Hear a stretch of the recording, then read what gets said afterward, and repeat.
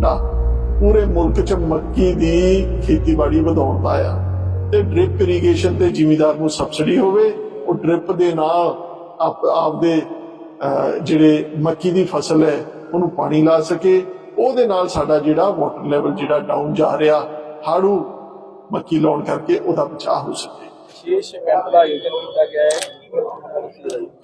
ਵੇਖੋ ਅੱਜ ਜੇ ਵੇਖਿਆ ਜਾਵੇ ਸੁਲਤਾਨਪੁਰ ਇਲਾਕਾ ਜਿਹੜਾ ਸਾਡਾ 60 ਤੋਂ 70% ਲੋਕ ਮੱਕੀ ਦੇ ਨਾਲ ਜੁੜੇ ਹੋਏ ਆ। ਸਾਰੇ ਦੁਆਬੇ ਦੇ ਵਿੱਚ ਜਿਹੜੀ ਹਾੜੂ ਮੱਕੀ ਆਪਾਂ ਕਹਿੰਦੇ ਆ ਆਲੂਆਂ ਤੋਂ ਵੱਢਣ ਤੋਂ ਬਾਅਦ ਬੀਜੀ ਜਾਂਦੀ ਆ ਤੇ ਡਾਕਟਰ ਸਾਈਂ ਦਾਸ ਜੀ ਇਹ ICAR ਜਿਹੜਾ ਮੁਲਕ ਦਾ ਸਭ ਤੋਂ ਵੱਡਾ ਰਿਸਰਚ ਦਾ ਇੰਸਟੀਚਿਊਟ ਹੈ ਉਹਦੇ ਐਕਸ ਡਾਇਰੈਕਟਰ ਰਹੇ ਆ ਮੇਜ਼ ਦੇ ਉੱਤੇ ਤੇ ਮੈਂ ਇਹਨਾਂ ਨੂੰ ਬੇਨਤੀ ਕੀਤੀ ਕਿ ਤੁਸੀਂ ਆ ਕੇ ਸਾਡੇ ਜ਼ਿਮੀਂਦਾਰਾਂ ਨੂੰ ਐਜੂਕੇਟ ਕਰੋ ਕਿ ਮੱਕੀ ਦੇ ਵਿੱਚ ਕੀ ਪ੍ਰੈਕਟਿਸਿਸ ਹੋਣੀਆਂ ਚਾਹੀਦੀਆਂ, ਕਿੰਨੀ ਖਾਦ ਪੈਣੀ ਚਾਹੀਦੀ ਆ, ਕੀ ਡਿਸਟੈਂਸ रो टू रो होना चाहिए, कदों कितना पानी लाना चाहिए ताकि जिमीदार का जिहड़ा खर्चा है वह घटे नंबर 1 ते नंबर 2 आने वाले समय च जिमीदार का झाड़ किद्दां वधाया जाए। इहदे नाल नाल जिहड़ा झोने की समस्या आ उहदे लई कि झोने का बदलाव मक्की नाल किवें कीता जावे उहदे आने वाले समय च ट्रायल कीते जाणगे की झाड़ ਉਹਦਾ ਅਸੀਂ ਐਕਸਪੈਕਟ ਕਰ ਸਕਦੇ ਹਾਂ ਤਾਂ ਕਿ ਆਉਣ ਵਾਲੇ ਸਮੇਂ ਦੇ ਵਿੱਚ ਅਸੀਂ ਝੋਨੇ ਦੀ ਬਦਲ ਵੀ ਕਰ ਸਕੀਏ। ਜਿਹੜੀ ਹਾੜੂ ਮੱਕੀ ਆ ਉਹਦੇ ਨਾਲ ਪੀਣਾ ਜਿਹੜਾ ਪਾਣੀ ਆ ਸਾਡਾ ਮੇਨ ਐਸਟ ਅੱਜ ਪਾਣੀ ਆ ਜਿਹੜਾ ਅਸੀਂ ਆਪਣੇ ਬੱਚਿਆਂ ਲਈ ਛੱਡ ਕੇ ਜਾਣਾ। ਉਹਦੇ ਤੇ ਗੱਲਬਾਤ ਹੋਈ ਕਿ ਪਾਣੀ ਦੀ ਜਿਹੜੀ ਵਰਤੋਂ ਆ ਜਾਂ ਕੰਜ਼ੰਪਸ਼ਨ ਹੈ ਉਹ ਕਿਵੇਂ ਘਟਾਈ ਜਾ ਸਕਦੀ। ਉਹਦਾ ਇੱਕ ਤਰੀਕਾ ਆ ਕਿ ਆਉਣ ਵਾਲੇ ਸਮੇਂ 'ਚ ਭਾਰਤ ਸਰਕਾਰ ਨਾਲ ਗੱਲ ਕੀਤੀ ਜਾਵੇ।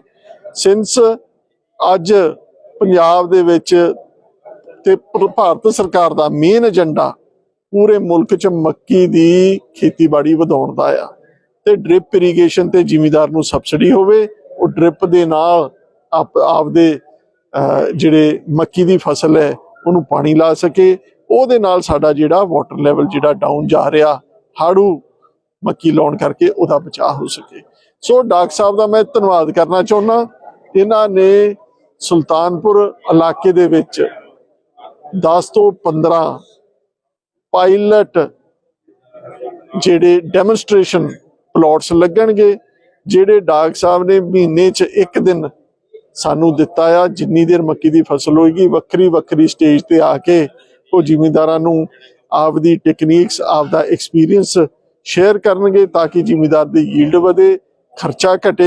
तो मैं इन्हां दा इस चीज़ ते बहुत बहुत धन्नवाद करदा जिहड़ा ICAR दे हैड होने के नाते इन्हां ने सानू महीने 'च एक दिन दिता। साडे इलाके दे विच जो इन्हां दी नॉलेज है वो डिस्ट्रीब्यूट होगी तो जिमीदार तकड़ा होगा। चलिए स्टार्ट शुरू करूँ। मैं डॉक्टर साईं दास और मक्का पे अपना जो भी मैंने आज तक रिसर्च किया और जो दूसरे देश में हो रहा है उसका शेयर करने के लिए मुझे यहाँ बुलाया गया और मैं MLA साहब का और उनके भाई साहब करण जी का बहुत धन्यवाद करता हूँ कि मुझे आकर के किसानों से कुछ सीखा और जो कुछ ये कर रहे हैं और जो हम कर रहे हैं आपस में हम मिलजुल कर ये देखेंगे कि जो ये कर रहे हैं जो हम इनको बोल रहे हैं वो करें।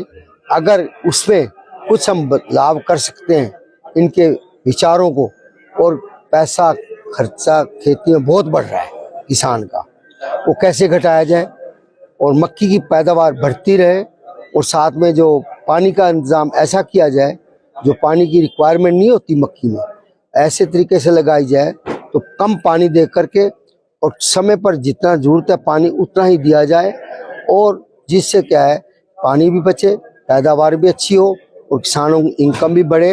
और जो कहा है कि आने वाला समय पानी के ऊपर युद्ध होगा कभी होगा और हमारी जो फ्यूचर जनरेशन है उनको स्वस्थ ज़मीन स्वस्थ पानी स्वस्थ वातावरण मिलेगा तो वो भी ठीक रहेंगे।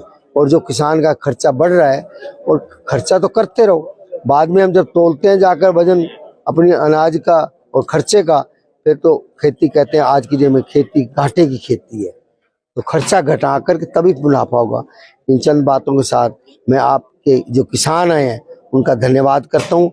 अगर हमारी एक बात भी इनके समझ में आ गई तो मेरे को फायदा हो जाएगा, इनको भी शायद इनकी बात ही मेरे को समझ में आएगी। मैं दूसरे देशों राज्य में जाकर बताऊंगा, देखो भाई आलू के बाद जो भी खेती करते हैं वैसे फर्टाइल होती है, कोई फसल आलू के बाद लगाएंगे उसकी इनकम, उसकी पैदावार वैसे बढ़ जाती है कम खाद डालने से।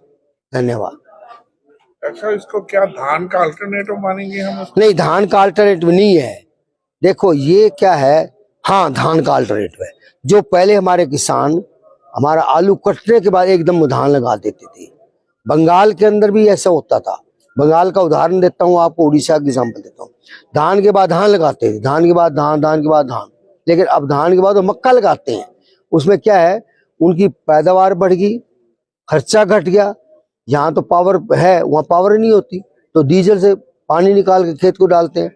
लेबर खर्चा, पानी का खर्चा, डीजल का खर्चा, ईल्ड कम और पैदावार कम। और राइस की और मक्का की पैदावार ज्यादा, खर्चा कम। और आज बंगाल के अंदर कम से कम 7 लाख हेक्टेयर या 6-7 लाख हेक्टेयर मक्का का हो गया है। और जो मक्का बाहर से मंगाते थे उनको अपनी जरूरत वहीं हो रही है। डॉक्टर साहब, वाटर प्रॉब्लम पहले ही पंजाब में बहुत है, बहुत डाउनफॉल जा रहा है। क्या इस मक्की के लिए, इसके लिए पानी की प्रॉब्लम? देखिए, अगर हम किसान को मक्की ना लगाकर कहेंगे तो राइस लगाएगा। यहाँ हरियाणा पंजाब के अंदर एक वोट की राजनीति है, आप गवर्नमेंट भी कोई नहीं रोक सकेगी, पानी नहीं दोगे तो अगर मक्की हम कहते हैं 10-12 लेती है तो धान लेगा 70 पानी। अब ये बताइए, वो फ्लड इरिगेशन लेगा और ये लेगा रिज फरो में लगाते हैं तो 1/4 पानी तो वैसे होगा पर सिंचाई का। और मैं कहता हूँ 10 पानी या 12 पानी लगे, कहाँ 12 पानी का, कहाँ 70 पानी। तो आपका 90% पावर बचा स्प्रिंग मेज में भी, और आपका 70% पानी बचा। और नहीं तो राइस लगाएगा, किसान को तो आप रोक नहीं सकते ना। तो एक उसको अच्छा अल्टरनेटिव है मक्का स्प्रिंग में। हालांकि हम भी मना करते हैं हरियाणा पंजाब में ना लगे तो क्या लगाए, आज की जमीन का रेट बहुत हाई है, उसको 3 फसल लेनी है। जब 3 फसल लेनी है तो उसको ऐसा अल्टरनेटिव बताया जाए जिसमें उसकी इनकम भी बढ़ जाए और हमारे नेचुरल रिसोर्स की भी प्रोटेक्शन हो जाए, और उसका मक्का ही है। मक्का हम देखते हैं कि एमएसपी मक्की पे जो मिल नहीं पाती आम किसानों को, इस पे कैसा मतलब कैसे अल्टरनेटिव देंगे? ये आपका बहुत अच्छा सवाल है। हर सरकार मजबूर जब होती है ना तो उसको आगे आना पड़ता है। अब गवर्नमेंट भी मजबूर है, उसको तेल बाहर से बहुत मंगाना पड़ता है। अमेरिका अपना तेल बनाता है, 140 मिलियन टन मक्का